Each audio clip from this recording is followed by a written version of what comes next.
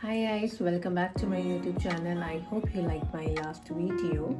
So my last video is all about the recommendations to every age group. And now I have so many questions that how will you guys recognize your skin type? So I have evaluated the 5 tests for you guys so that you can evaluate your skin type. So let's start the video without any questions or doubt, and I hope you will get your answer at the end of your video. So let's start. Okay, so let's start with the first one. The first one is the bare face test. What exactly is this test is? What you have to do is you have to just wash your face with any of your cleanser, any of a face wash. It's not like that you have to wash your face with a soap. These are not. In the left, you have to wash your face with any of the gentle cleanser, wait for an hour, and what will you say is, if you have a oily skin, then you will find that your T-zone or a C-zone is oily. If you have a dry skin, after an hour you feel like your skin feels so tired, and I would say tight skin or an irritated skin.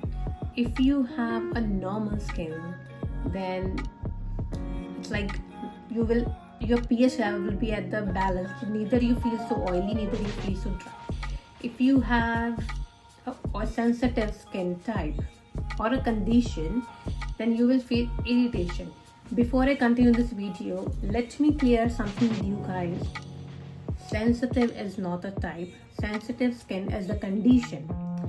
Those who are saying that sensitive as a type, it's a big false or a big no. That sensitive as a condition, it's not a skin type. Yeah. Okay, the second is the blotting sheet test. Okay, this test is basically helps you to recognize that how much oil your skin contains. Okay, what you have to do is just wash your face, take the sheet, just tap apply on the face gently. Just keep this sheet on your face at least for a minute. Okay, then after a minute, what you guys will recognize, if you have a oily skin, then some part of your face will feel so greasy and the sheet will absorb the oil. If you have a dry skin, there will be no oil on the sheet.